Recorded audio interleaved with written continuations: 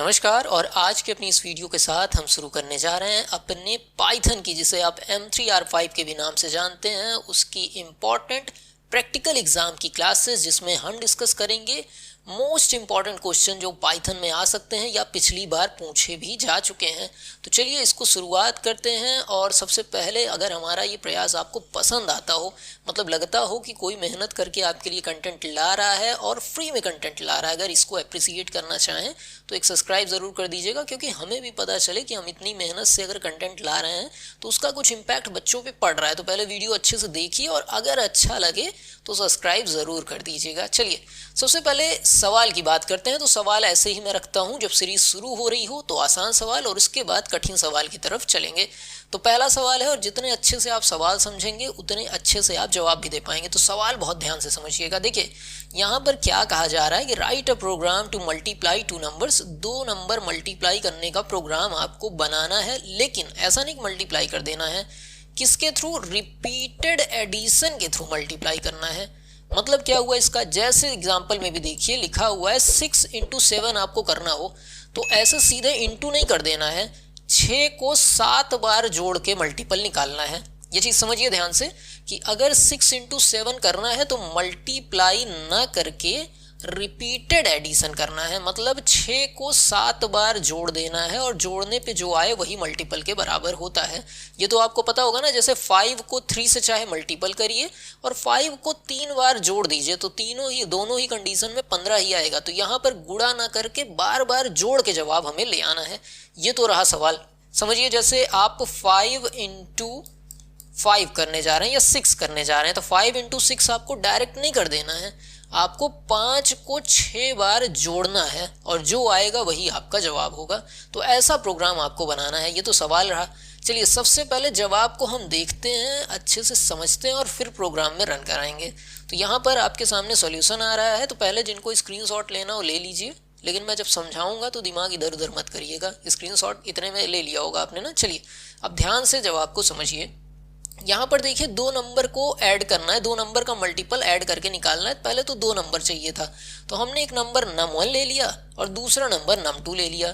क्या किया? हमने इंटीजर के फॉर्म में इनपुट कराया है यहाँ पर, और सबसे पहले स्क्रीन पे आएगा इंटर फर्स्ट नंबर और आप पहला नंबर इनपुट कर दोगे। फिर आएगा इंटर सेकेंड नंबर और आप दूसरा नंबर इनपुट कर दोगे। तो num1 में एक नंबर आ गया, num2 में एक नंबर आ गया।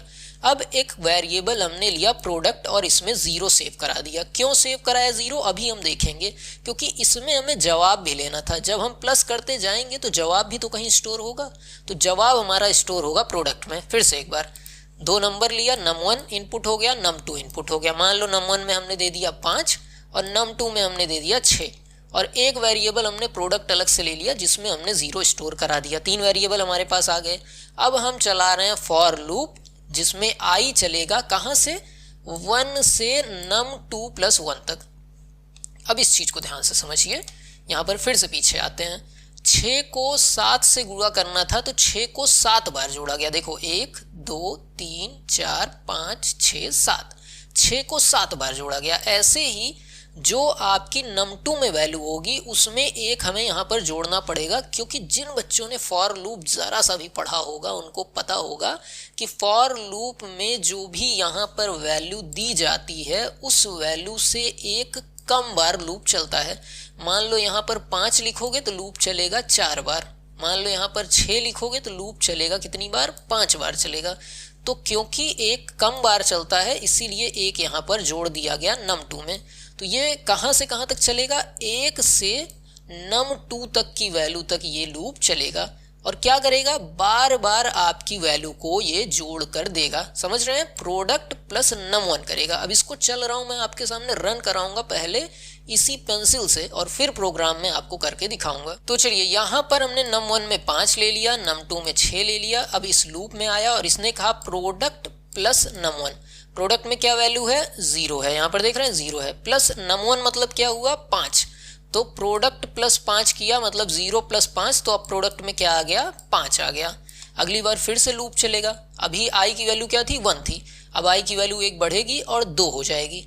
अब क्या होगा? प्रोडक्ट प्लस num1 फिर से होगा, मतलब प्रोडक्ट में अब क्या वैल्यू है, 5 आ चुकी है, क्योंकि पिछली बार जब जोड़ा गया 5 हो गया, लेकिन num1 में तो 5 ही रहेगी, फिर से 5 जुड़ेगा और i की वैल्यू अगली बार क्या हो जाएगी, 3 हो जाएगी, फिर 3 के लिए जुड़ेगा, 4 के लिए, 5 के लिए, 6 के लिए, और जैसे ही 6 के लिए जुड़ेगा 6 बार 5 जुड़ जाएगा और ये टोटल जुड़ के 30 हो जाएगा और यहाँ पर हमारा 30 आउटपुट हमें मिल जाएगा।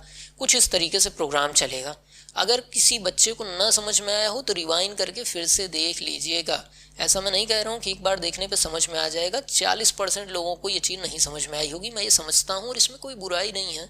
मैं भी पहली बार देखता तो ना समझ पाता। इसको रिवाइंड करिए, फिर से देखिए, कॉन्सेप्ट को क्लियर करिए फिर से, और फिर भी कोई डाउट रह जाए तो हमसे पूछिएगा। अब इसको रन कराने चल रहे हैं। चलो देखो, इस प्रोग्राम को यहाँ पर देखिए कॉपी पेस्ट कर लिए। अब यहाँ पर रन पे गए, किसी में भी आप रन करा सकते हो। मैं विजुअल स्टूडियो यूज़ कर रहा हूँ, आप कोई भी सॉफ्टवेयर यूज़ कर सकते हो। रन एंड डिबग किया, यहाँ पर पूछ रहा है पहला नंबर इनपुट करो, हमने कहा 5 ले लो, इंटर किया। दूसरा नंबर इनपुट करो 6, और 5 को जब 6 बार जोड़ा जाएगा तो क्या आएगा, 30 आएगा, और यही आपका जवाब यहाँ पर आ रहा है। समझ में आ रहा है, 5 को 6 बार जोड़ दिया गया 5 × 6 करने की बजाय, और यही आपका सवाल था।